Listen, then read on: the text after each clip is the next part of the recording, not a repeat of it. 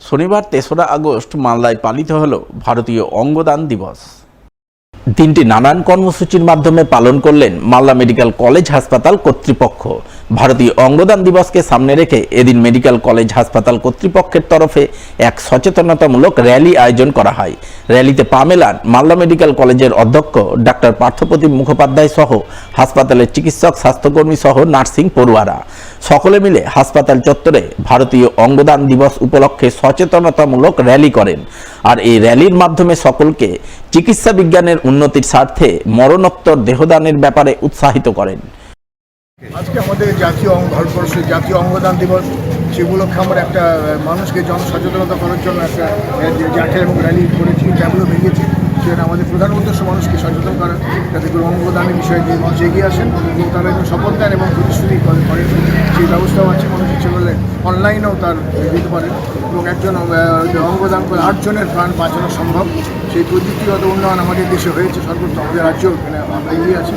তো আমরা চাইবো যে মানুষ এগিয়ে আসুন এবং যে আইনি পরিকাঠামোর মধ্যে হয়, যে লিগ্যাল ইস্যু, এইগুলোর জন্য আমরা সচেতন করছি মানুষকে, যেন সবাই সুস্থ থাকেন। আর দ্বিতীয়ত অঙ্গদানের ক্ষেত্রে যেন সঠিক পদ্ধতি মেনে, নিয়ম মেনে হয় এবং মানুষকে আরও বেশি মাত্রায় আমরা সচেতন করতে পারি। বামপন্থী পরিবহন শ্রমিক আন্দোলনের অন্যতম নেতা তথা রাজ্যের প্রয়াত প্রাক্তন পরিবহন মন্ত্রী সুভাষ চক্রবর্তীর 16তম প্রয়াণ দিবস পালিত হল শনিবার। এই উপলক্ষে এদিন সিটু প্রভাবিত জনপদ পরিবহন মজদুর ইউনিয়ন মালদা জেলা কমিটির পক্ষ থেকে শহরের রথবাড়ি মোড়ে টুরিস্ট ট্যাক্সি স্ট্যান্ডে প্রয়াত নেতাকে স্মরণ করা হয়। হাজির ছিলেন সিটু নেতা নুরুল ইসলাম সহ আরও অনেকেই।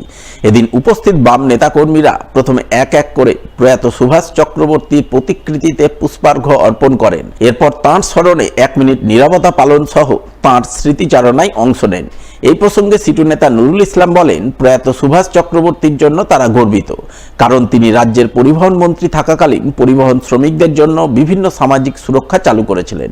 বর্তমান তৃণমূল সরকার সেই সামাজিক সুরক্ষায় কিছুটা কাটছাট করলেও এখনও পরিবহন শ্রমিকরা সামাজিক সুরক্ষার অধীনে কিছু সরকারি সুযোগ সুবিধা পাচ্ছেন, যা রাজ্যের প্রয়াত প্রাক্তন মন্ত্রী সুভাষ চক্রবর্তীর কৃতিত্ব। আমাদের পরিবহন শ্রমিক আন্দোলনের সর্বভারতীয় নেতা এবং বামপন্থী সরকারের প্রাক্তন পরিবহন মন্ত্রী কমরেড সুভাষ চক্রবর্তীর আজকে 16তম প্রয়াণ দিবস।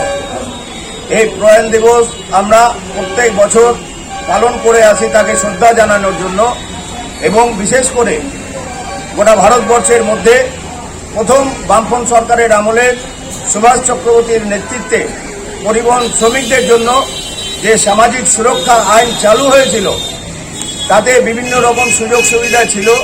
মালদা জেলা পুলিশের নির্দেশে এবার সেফ ড্রাইভ সেফ লাইফ কর্মসূচি পালন করল রতুয়া থানার পুলিশ, যার অঙ্গ হিসাবে শনিবার রতুয়া থানার পক্ষ থেকে প্রথমে এক সচেতনতামূলক র্যালি আয়োজন করা হয়। র্যালিটি গোটা রতুয়া সদর এলাকা পরিক্রমা করে। পরিক্রমা শেষে র্যালি পৌঁছায় রতুয়া স্ট্যান্ডে। সেখানে পুলিশের পক্ষ থেকে হেলমেটবিহীন বাইক চালকদের ধরে তাদের চকোলেট খাইয়ে হেলমেট প্রদান করে আগামীতে হেলমেট ব্যবহার করার বিষয়ে সতর্ক ও সচেতন করা হয়। এদিনের এই সেফ ড্রাইভ সেভ লাইফ কর্মসূচি পালনে হাজির ছিলেন রতুয়া থানার আইসি অর্ঘ্য সরকার সহ অন্যান্যরা।